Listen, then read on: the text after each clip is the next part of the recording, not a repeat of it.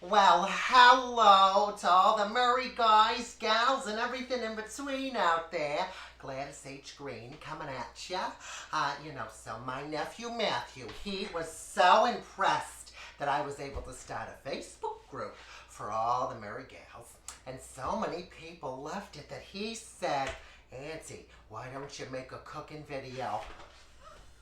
So I said, sure, well, you're going to have to set it up for me. And then I have a few jobs around the house for you to do. But I'm very thankful, Matthew, for everything.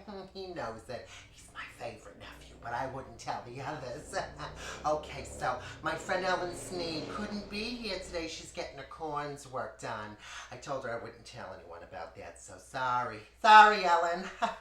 But anyway, so we're going to make my famous rice pilaf. See, rice. So, my friend Helen, she is the president of the AMFC, the Anne Murray Fan Club. She once had to have an intervention. Well, 4 times. But for the first time, I brought my rice pilaf, and it was a hit. Oh, it was a hit. So anyway, I'm going to show you how to make Gladys's rice pilaf, okay? So, stay tuned. And, what, Matthew? Oh, I don't have to pause for commercials? Oh, that's so nice. I figured they'd put one in there for me or something. How about that? Oh, my God, my jewelry's falling off me. If my Harold would buy me anything worth having, this wouldn't happen. But, oh, screw it. I guess I'm not going to wear that. Okay. Anyway, so, to make the rice pilaf, the first thing you're going to need is some rice.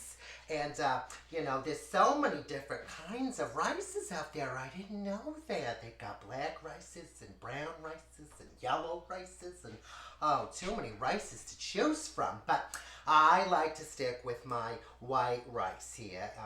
It's a nice kind. It's not boiling a bag. It's a little bit more special than that. You can do it with a brown rice, but I gotta tell you something about brown rice. It takes 6 to 8 weeks to cook the darn thing. Oh, I get so angry when I think about brown rice and how long it takes to cook it and how hungry people must be waiting. But anyway, okay, so there's, how much rice do I have in here? I can't read the cup. Oh, boy. God, these GD letters are so small. I don't know who they make these for. Children? Children shouldn't be measuring. They should be reading the Hardy Boys or, playing with their Commodore computers or something. Anyway, where are my cheetahs? Matthew, have you seen my cheetahs? Oh, I'm sure Harold took them again. Oh, boy. So the last time I needed to read something small, it was on the orange juice container. They must be in the fridge. Excuse me for a minute. Oh, son of a gun. I knew it. It always happens to me. Okay. Let's see here. Okay. 1 cup. It's got 1 cup rice. Okay, great. So, you need 1 cup rice, and you need 2 cups chicken stock. Now, this is important. It has to be chicken stock. Now, if you're one of those vegetarians or vegans, you can go ahead and use veggie stock. It's just not going to be Gladys's. But that's okay. If that's who you are, you be who you are. Matthew has been teaching me a lot about kids these days. And oh my God, I never knew pronouns were a thing until now. And now I feel so silly. Oh my goodness. So you old folks out there, learn something, okay? You're not too old, all right? So anyway, this is chicken stock. Okay, so 2 cups of that, 1 cup of rice. All right. And you need a 4th cup of orzo pasta. I know, putting rice and pasta together, hello waistline, but that's okay. So you need 4th cup of that, okay? It's uncooked, okay? All right. This is a teaspoon of black pepper. You can add less if it's too spicy. And then here I've got a tablespoon of unsalted butter. We all gotta watch. We gotta watch our sodium, especially my Harold. He needs to watch his sodium. Oh, God, my first husband. Well, my only husband, since no one's popped the question yet, Harold. Oh, I think he's at the club. I don't even think he's here. Anyway, my husband, Walter, God rest his soul, he had a problem with sugar. But my Harold, now he has a problem with salt, so I use the unsalted butter. Okay, and this is a shallot, okay? It's kind of like an onion's less sassy cousin, okay? It's not as spicy as an onion, okay? And then I got 4 cloves of garlic. Now, for some people, garlic, oh, it repeats and it repeats and it repeats on them. But if it doesn't repeat on you, add it in, okay? I love garlic, okay? And you're gonna need a saucepan with a lid, all right? The lid's important because rice is all about steam, right? Okay. All right, we need that later, okay. So for now, I am gonna chop this garlic. Now, you know, I just rough chop it. There's no need to do anything fancy. This is rice pilaf, and you know, I think it came from France, from the Pilaf region, but I'm not sure. You'd have to look that up. So anyway, so now I've chopped that. That's just some garlic and rough chopped, you know. If you want it a little smaller, make it a little smaller. That's okay. And oh, I've got something so fun to tell you. This knife right here. My nephew, Paul, made it. You can make a knife. I just thought they came from the store. So he made this knife, and the handle is made of old skateboards. If you can imagine that DIY stuff these kids do these days, and I'm gonna link to his Etsy shop in what is it, Matthew? In the comments below? Okay, I'll put the recipe there too, okay?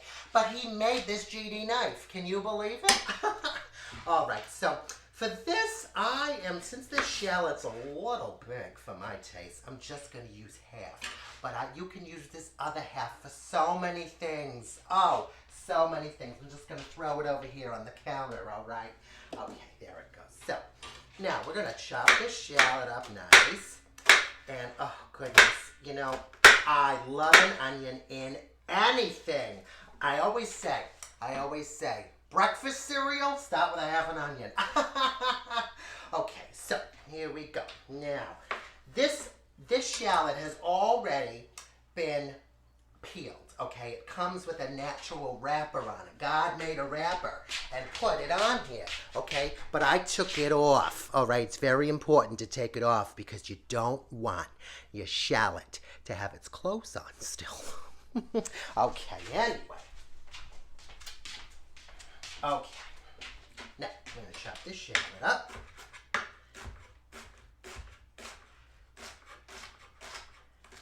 And would you look at that, okay? We got some shallot and some garlic, okay? And in a moment, we're going to come back and I'm going to move over to the stove and I'll see you in a minute. Matthew, the GD camera won't go off. This always happens. Oh, that light is so bright. No, Matthew, I want you to put the sticks in the woods. Don't leave them in the yard. That's not the point. Oh, my goodness. Oh, okay. Here we are. Hi. Hello there. We're back. So I've got my pot here on the stove on medium-high heat. And I melted that butter. Okay, and I put a little olive oil in too out of this love. See, this used to be a wine bottle. Helen used to make these back when she was drinking and give them away for Christmas. Now she doesn't give gifts that are hardly this nice, but that's okay. So, in there, we're going to add, our shallots and our garlic. And we're going to let that, just cook down for about 8 or 9 minutes. Now, I really wish I was one of those fancy cooking shows where I could have this already made, but oh my God, how much time they must spend doing all that, huh? So I'm just going to, occasionally stir it here and make it so it's nice and translucent-y, And it's fragrant. If Calvin Klein bottled this, I would wear it every day, okay? So we're going to let that cook for 8 or 9 minutes, all right? So while that's cooking, I just have to say 8 or 9 minutes, but I want you to turn the heat down a little bit. You don't, keep an eye on it. You don't want to get browned or anything. You want it just to get translucent and lovely, okay?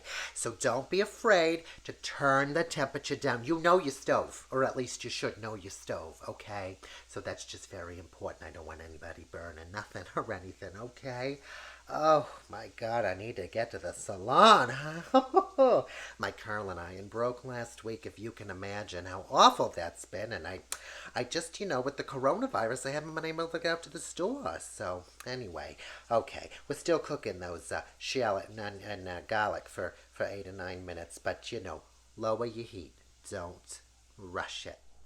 Okay, it's been a little while, okay? So now it's time to check on the shallot and the garlic. Now, listen, garlic burns easily, so make sure you watch it, okay? And this angle is horrible, Matthew. I wish you would help me. Oh, he doesn't give me the help I need, but that's okay. Anyway, the food's the important part here, okay? So see, look how nice those look, all cooked down. You can't even really see the pink of the shallot anymore. Okay, so now we're going to turn the heat back up to medium, okay, because this part's very important. We're going to add the orzo in, okay, the 1/4 cup orzo pastas, and then the 1 cup of rice, and you're going to put that in, okay, and you're going to stir it up and make sure it gets coated in that beautiful oil and butter and garlic and shallot, okay? And you're just gonna, mix it up, but you're not gonna put the liquid in yet. I know, it seems like you wanna do it, you just wanna rush it, but rice pilaf is really a patient person's meal, okay? So, you're gonna keep stirring it, and you're gonna stay here. Don't walk away. That's a mistake newbies make. Matthew taught me that word, newbie. Isn't that funny? Oh, I'm so hip. Okay. Anyway, so what we're doing essentially is we're toasting.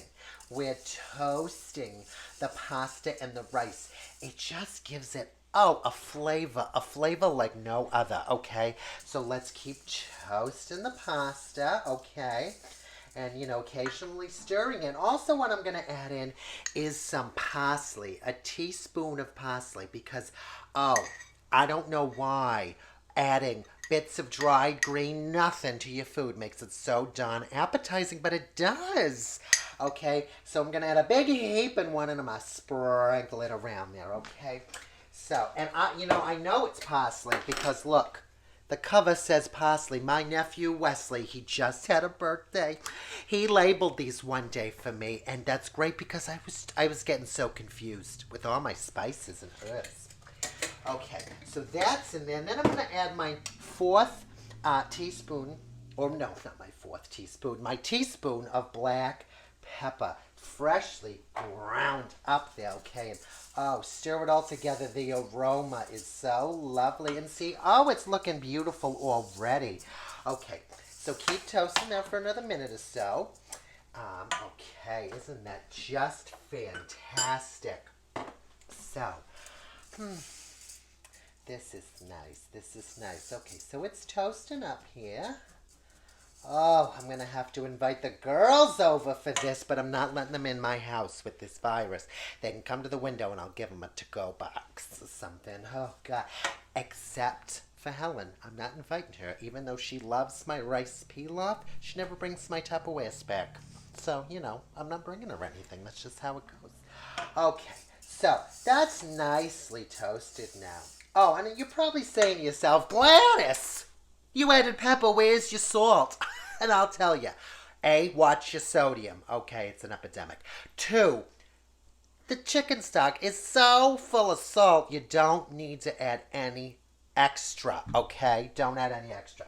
So now, okay, we've got this beautifully toasted rice and orzo and everything else. We're going to add our 2 cups of chicken stock.